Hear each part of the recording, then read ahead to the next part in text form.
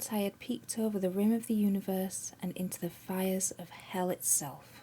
Hello and welcome to another one of our dives into one of Stephen King's short stories. Today we are diving into I Am the Doorway, which is found in this book, Night Shift.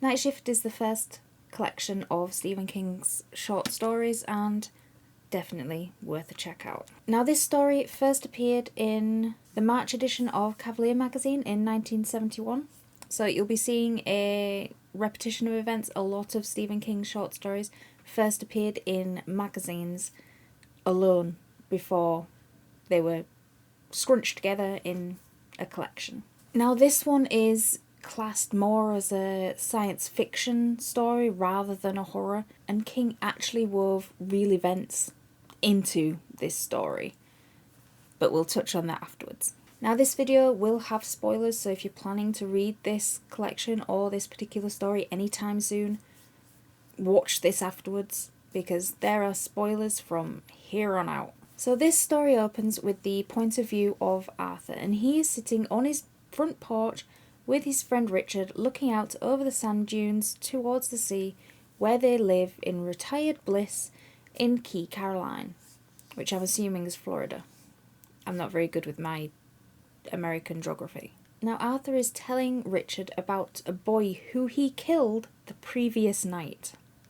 But Arthur is insisting that it wasn't him that killed the boy, it was his hands that killed the boy. Now, both of his hands are fully bandaged up at this time, and Arthur insists that this is because his hands are covered in eyes, and these eyes are not of the Earth's origin. And they can do things when he's not conscious. Bear with me.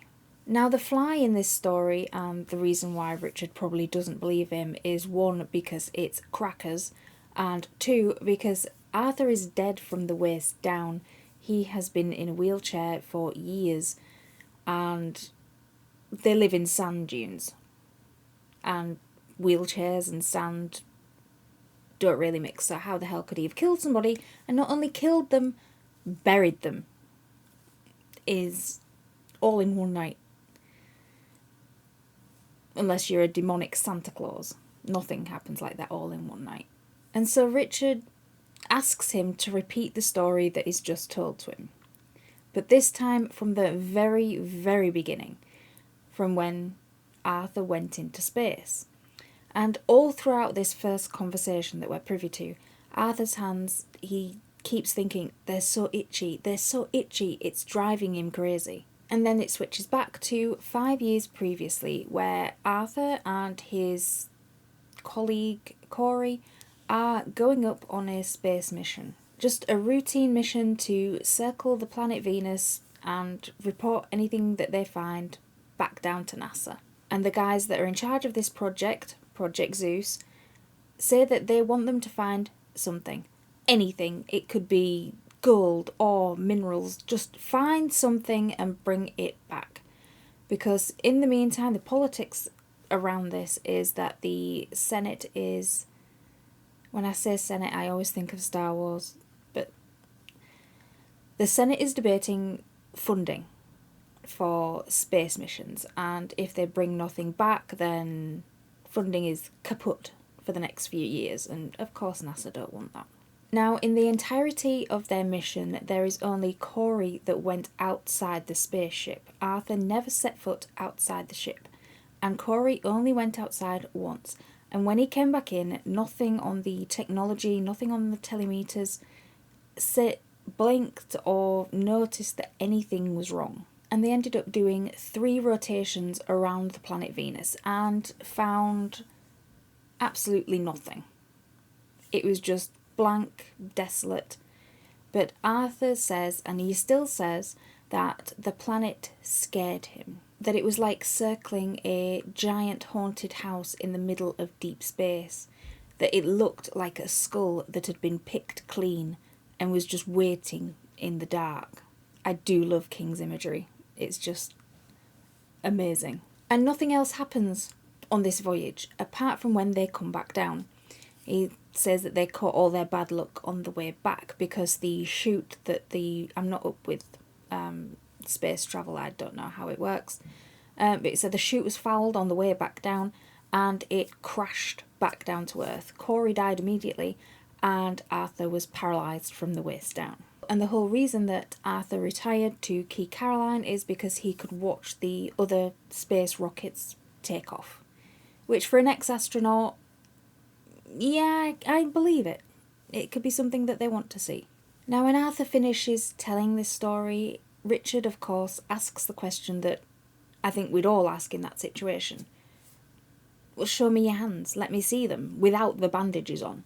And Arthur is very, very sharp at this and instantly says, no, they can't be trusted, I don't want to hurt you. And Richard rightfully points out that it's been 5 years and why would something take so long to show up now? And Richard, of course, floats the idea that Arthur is losing his mind. He's losing touch with reality and just going a bit doolally in his old age. And because of this thought process by Richard, it galvanises Arthur to saying, you know what, fine, I'll show you my hands after we find the boy's grave. And so Richard goes to get his dune buggy to take them from Arthur's direction where he's buried the boy. And throughout all this conversation, in the background, thunderclouds are building over the water. And in this time, as they're travelling, we go back through Arthur's memories of when this started. And it started in Miami. Because he's an ex-astronaut, I'm assuming this is like standard protocol. They have to get like a regular checkup every year to make sure everything's alright, they haven't brought anything home with them, and they're perfectly fine. It finds nothing. But Arthur is sitting in this office with an investigator from the Naval Department, and they're just chatting to and fro, nothing really committal. And Arthur's hands really begin to start itching. He says it's like a light switch just turn on and itch. And he mentions this to Cresswell, who is his investigator. And he just dismisses it as you probably caught a case of poison ivy over on that sand dune thing that you decided to live on. So helpful. So I'll read what it says. It's a long drive back down Route 1, and by the time I got off the big road and onto the Key Caroline exit ramp, I was nearly out of my mind. My hands itched maddeningly. If you have ever suffered through the healing of a deep cut or a surgical incision, you may have some kind of idea of the itch I mean. Live things seemed to be crawling and boring into my flesh. The sun was almost down, and I looked at my hands carefully in the glow of the dash lights. The tips of them were red now, red in tiny, perfect circlets, just above the pad where the fingerprint is, where you get calluses if you play the guitar. There were also red circles of infection on the space between the first and second joint of each thumb and finger, and on the skin between the second joint and the knuckle. I pressed my right fingers to my lips and withdrew them quickly with sudden loathing. A feeling of dumb horror had risen in my throat, woolen and choking. The flesh, where the red spots had appeared, was hot, feverish, and the flesh was soft and gelid, like the flesh of an apple gone rotten. Lovely. And this bit is where he starts to find something a bit weird. I rolled my wheelchair over to the bookcase and pulled down the battered medical encyclopedia that I'd had for years. The book was maddeningly vague. It could have been anything or nothing. I leaned back and closed my eyes. I could hear the old ship's clock ticking on the shelf across the room. There was the high, thin drone of a jet on its way to Miami. There was the soft whisper of my own breath. I was still looking at the book. The realization crept on me, then sank home with a frightening rush. My eyes were closed, but I was still looking at the book. What I was seeing was smeary and monstrous, the distorted fourth-dimensional counterpart of a book, yet unmistakable for all that. And I was not the only one watching. I snapped my eyes open, feeling the constriction of my heart. The sensation subsided a little, but not entirely. I was looking at the book, seeing the print and diagrams with my own eyes, perfectly normal, everyday experience. And I was also seeing it from a different, lower angle, and seeing it with other eyes. Seeing not a book, but an alien thing, something of monstrous shape and ominous intent. I raised my hands slowly to my face, catching an eerie vision of my living room turned into a horror house. I screamed. There were eyes peering up at me through the splits in the flesh of my fingers, and even as I watched, the flesh was dilating, retreating, as they pushed their mindless way up to the surface. But that was not what made me scream. I had looked into my own face and seen a monster. Now, they get to the burial site and Arthur is giving directions and he begins to dig it up. And he digs for a hell of a long time, and Arthur tends to come to the conclusion that they must have dug up and moved the body while he was asleep. And he comes to this conclusion because he didn't bandage his hands the previous night. And he is horrified to think that whatever entity is coming through his hands is able to not only use his body to do things while he's asleep, but him have absolutely no recollection or not being woken up or having absolutely no sense of any of this happening. And he comes to the terrifying conclusion that he is their doorway, and that doorway is becoming more and more open with every passing day. Now, Richard, of course, doesn't believe him. Doesn't believe him at all. Thinks he's going out of his mind and that he really, really needs to see a doctor and a shrink. And Arthur is desperately trying to convince him and ends up unwrapping his hands, taking off the bandages, and all the while thunder is rumbling in the background, which is a nice touch. And while he's unwrapping his hands, we jump back in time in Arthur's memory to the night that he killed the boy, which is only the previous night, but it feels like it was ages ago. And Arthur was just sitting on his porch, going through his options, thinking of what to do. Does he go to a normal doctor about what is in his hands? Because at this point, he's got like eyes here, and there, and here, on both hands. And he doesn't really want to go to a normal doctor because he doesn't want to be deemed a freak. So he more or less decides, you know what, I'm going to go back. I'm going to ring the Navy department. Navy? It says it's a naval officer, but I don't know what the Navy's got to do with NASA. But he said that he would ring the naval officers tomorrow and say, look, there is something incredibly wrong. You've got to come and have a look, or you've got to go get me in there. But of course, it doesn't end up happening.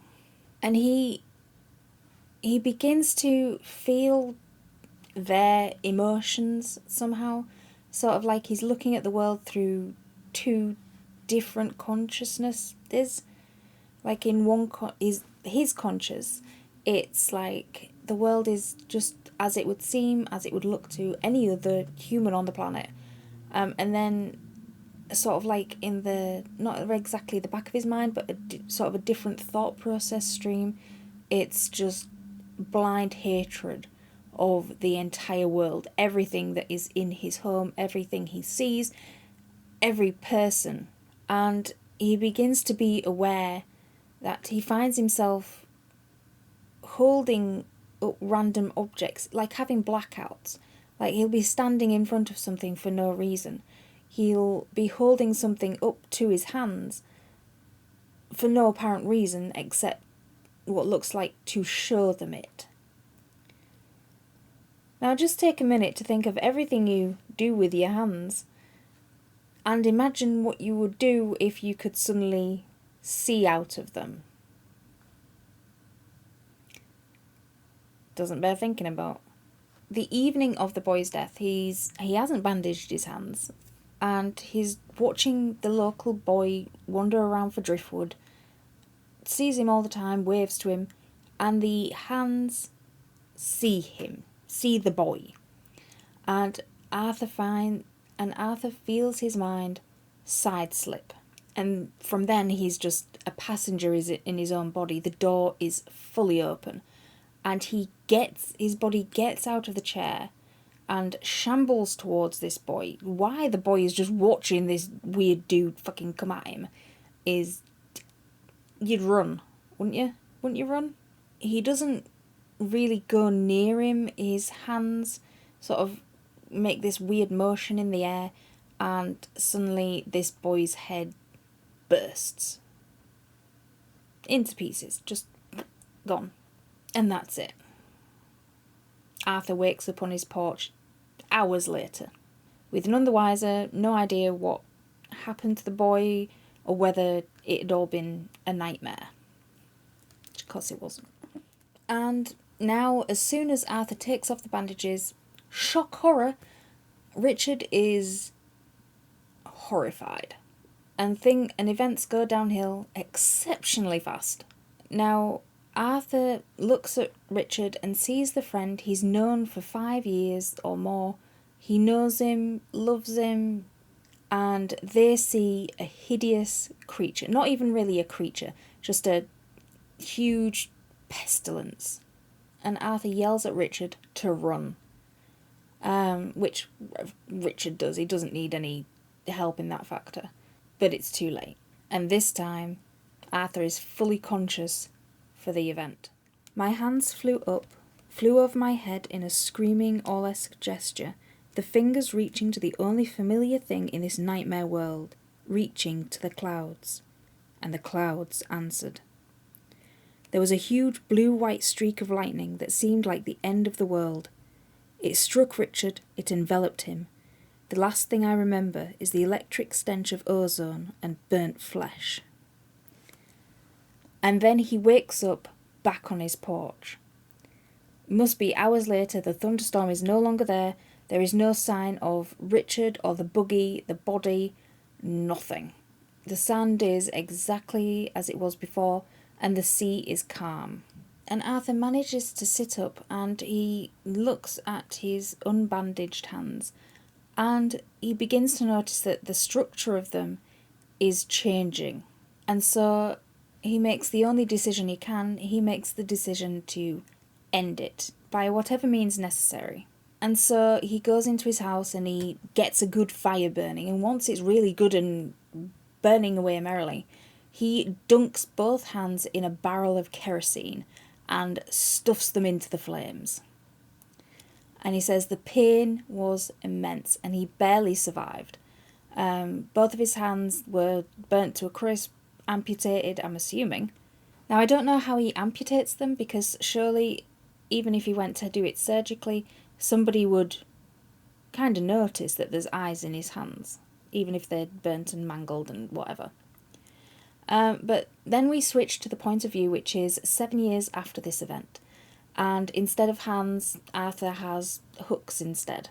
And he's been ostracised, more or less, from the local community as a bit of an eccentric, because he's an ex-astronaut, and what kind of ex-astronaut repeatedly writes to the governor, I'm assuming of the state that they're in, Florida, where it takes off from, that he wants to they should stop exploring space, they should stop it altogether, don't fund it anymore, don't use the money for it, just don't do it because it's dangerous.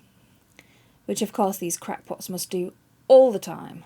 And the book ends with him saying how well he's able to navigate his life just using the hooks, and how well he's typing, and how well he can feed himself, and how well he can do things with it, and that he will have absolutely no worries putting the shotgun into his mouth and pulling the trigger with the hooks that he's got.